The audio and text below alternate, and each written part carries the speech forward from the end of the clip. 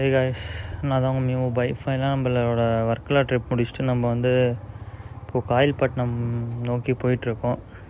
இப்போ டைம் பார்த்திங்கன்னா ஒரு 4:30 5 o'clock இருக்கும். நம்ம மார்னிங்கே கிளம்பியாச்சு. ஏன்னா வந்து நம்ம அங்கே ரீச் ஆகிறதுக்கே ஒரு 300 kilometers காமிக்குது. ஸோ வந்து நம்ம மார்னிங் அதனால் கிளம்பினா சொல்லி காலையில் குளிச்சுட்டு எழுந்துச்சி கிளம்பியாச்சு.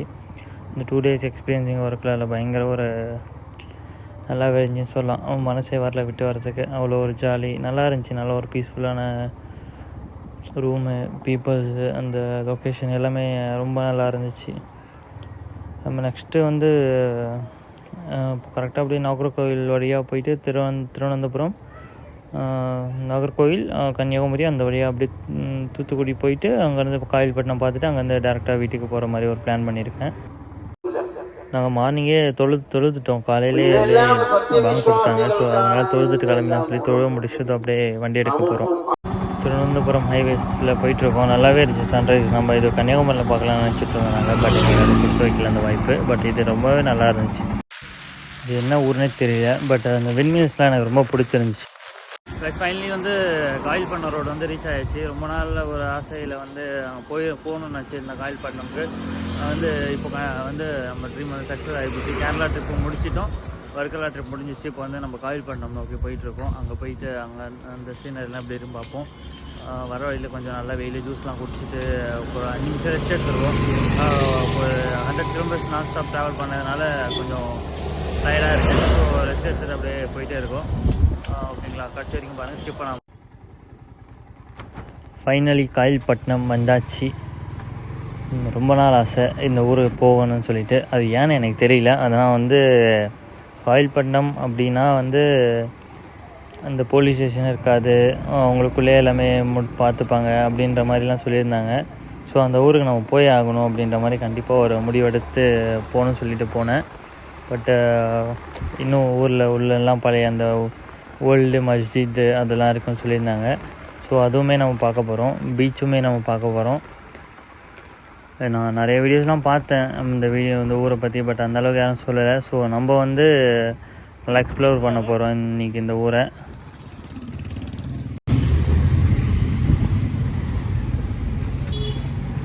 பீச் எப்படி போகணும்? பீச்சு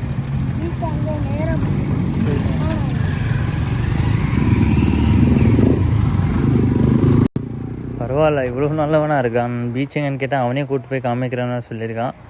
பரவாயில்ல, சின்ன தம்பியாக இருந்தாலும் நல்ல ஒரு குட் பர்சன், குட் மைண்டட். அவனே கூப்பிட்டு போய் காமிக்கிறேன்னு சொல்லிட்டான். நம்ம அவன் பின்னாடியே போவோம். ஏன்னா அவன் தெரியல. ஸோ அதனால் வந்து கேட்டோம். சில பேர் அப்படி போய் இப்படி போங்கன்னு சொல்லிட்டு போயிடுவாங்க. பரவாயில்ல, தம்பி வந்து அவனே கூப்பிட்டு போய் காமிக்கிறேன்னு சொல்லி கூப்பிட்டு போயிட்டுருக்கான். இந்த மாதிரி ஒரு சில பேர்லாம் அந்த பைக் ரேஸு, பைக் லவர்ஸ்லாம் நிறைய பேர் இருப்பாங்க. ஸோ வந்து அவங்களுக்கு நம்ம நல்ல ஒரு சும்மா அவங்க ஒரு சின்ன சின்ன ஆசை, அவங்கள பார்க்குறது, அவங்கள்ட்ட பேசுகிறது இருந்தாலே அவங்க ரொம்ப ஒரு ஹாப்பி ஆயிடுவாங்க. பட் இது வந்து இந்த ஊரை பார்த்தாலே வந்து இங்கே லோக்கலில் ஒரு ஊரை பார்க்குற மாதிரியே இருக்குது. சேம் அதே ஃபீல் தான் எனக்குமே வருது. ஏன்னா அந்த ஊருமே அதே மாதிரி தான் இருக்கும். இது வந்து ஏதோ ஒரு ஹால் போல். இது அவன் திரும்பி வர பார்க்குறான் நம்ம கரெக்டாக வரோமான்னு சொல்லிட்டு. பரவாயில்ல, நல்ல தம்பியாக தான் இருக்கான். ரொம்ப தேங்க்ஸ்டா. நேராக போனால் பீச் தான் சொன்னான். ஸோ நம்ம நேராக போவோம். பீச்சு எப்படி இருக்குன்னு தெரியல. ஆனால் நல்ல வெயிலுங்க, பயங்கரமான ஒரு வெயிலுங்க. நல்லா வெயிலில் வந்திருக்கேங்க. கூட ஒருத்தன் வரான் பாருங்கள். கிளம்புன்னு போட்டு டென்ஷன் பண்ணி பயங்கர கடுப்பேற்றிட்டான்.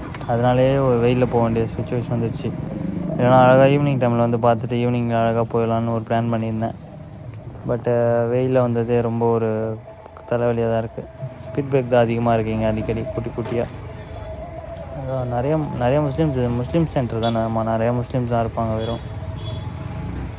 பட் அதான் சேம் அந்த ஊர் மாதிரியே தான் இருக்குது. இங்கே லோக்கலில் பார்க்குற ஒரு ஊர் மாதிரி தான். அப்படியே டிக்டோ மாதிரி அப்படியே தான் இருக்குது. தூத்துக்குடியில் நம்மளுக்கு தெரிஞ்ச ப்ரோ ஒருத்தர் இருக்கார். அவர் வரேன்னு காலையில் கால் பண்ணிட்டு அவருக்கு. அவர் வரேன்னு சொல்லியிருந்தார்.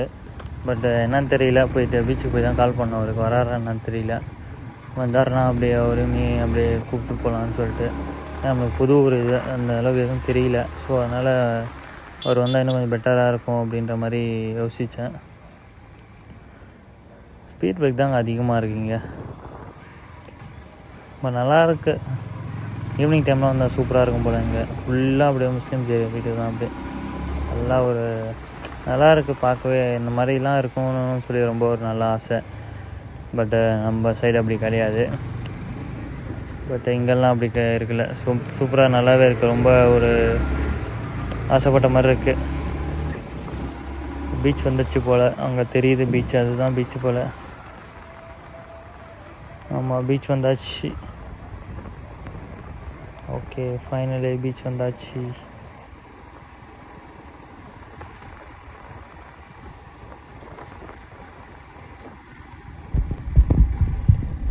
பீச்சே காலியாக கிடக்குது. மதியம் நல்லா 11:30 மணி 12 மணி வெயிலில் வந்திருந்தா என்ன ஆகும்? இப்படி தான் இருக்கும் போல். பீச்சில் யாருமே இல்லை. ரெண்டே பாட்டி நிற்கிறாங்க. பயங்கர வெயிலுங்க. ஆனால் வெயிலில் வந்துட்டேன். ஈவினிங் டைமில் தான் வரணும் போல். எங்கள் சுத்தமாக முடியல. பயங்கரமான ஒரு வெயில். ஃப்ரெண்டே அப்படியே நிற்கிறாரு பாருங்கள். யாருமே இல்லை. ஒருத்தவங்க கூட கிடையாது பீச்சில்.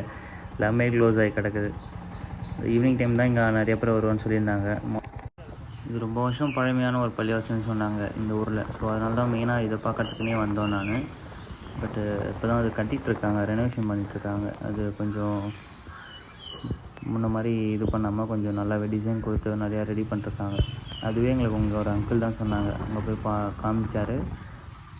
ஃபைனலாக ரொம்ப நேரம் தேடி கண்டுபிடிச்சி ஒரு கடையை கண்டுபிடிச்சாச்சு. இங்கே தம்மாடை ஏதோ ஃபேமஸ்ன்னு சொன்னாங்க. ஸோ அதனால் இங்கே நிறைய அண்ணங்கிட்ட கேட்டு இந்த கடையை கண்டுபிடிச்சிருக்கோம். பட் இவருமே நல்லா ரெஸ்பான்ஸ் பண்ணார். முடியல, பயங்கரமான வெயில். உட்காந்து பேக்கில் ரொம்ப ஒரு மாதிரி ஆயிடுச்சு. சுத்தமாக ஓட்டவே முடியல. உட்காந்து எவ்வளோ பயங்கரமான ஒரு வெயிலாக இருக்குது. இன்னும் முடியல. அதனால தான் நேரில் வச்சுருக்கோம். உட்காந்து ரொம்ப ஒரு மாதிரி ஆகிடுச்சு எங்களுக்கு. ஸோ அதனால் 10-15 மினிட்ஸ் நின்றுட்டுருக்கோம். ஸோ இதுக்கப்புறம் தான் கிளம்பணும். நம்ம ரைடு முடிச்சாச்சு. அதுக்கப்புறம் வீட்டுக்கு கிளம்ப வேண்டியதான். ஸோ அப்படியே வேறு ஏதாவது மதியம் சாப்பிட்டு அப்படியே கிளம்ப. டைம் பார்த்தீங்கன்னா கரெக்டாக ஒரு 12 கிட்ட ஆக போகுது. நடு வெயிலில் மாட்டிக்கிட்டோம். ஸோ என்ன பண்ணுறது, வீட்டுக்கு போய் ஆகணும். இன்னொரு 457 கிலோமீட்டர்ஸ் இருக்குது. அது நல்லபடியாக கிராஸ் ஆகணும். சுத்தமாக முடியலைங்க. பயங்கரமான ஒரு வெயிலுங்க. காயல்பட்டினம் டு மதுரை ரோடு இருக்குது பாருங்கள். ரொம்ப ஒரு கஷ்டமான ரோடு. சுத்தமாக முடியல. அதான் படுத்துட்டேன். கடைசியில் யானை எங்கே பார்த்தோன்னா ஒரு கோயில் யானை லாரியில் கூப்பிட்டு போயிட்டுருக்காங்க. அதுதான் பார்த்தோம் நாங்கள் கடைசியில். ஆனால் தென்மலை சைடு வந்தோம். தென்மலை சைடு பார்ப்போம்னு நினச்சோம். பட் எதுவுமே பார்க்கல. அங்கே ஹில்ஸு தான். பட் ஒன்றும் நாங்கள் பார்க்கல. பட் இந்த சைடு தான் இப்போது கோயில் யானை தான் பார்த்துட்டு அப்படியே நம்ம ரைடை எண்ட் பண்ண போகிறோம். நம்ம ரைடு இதோட முடியுது. அண்ணா பாய்ண்ணா.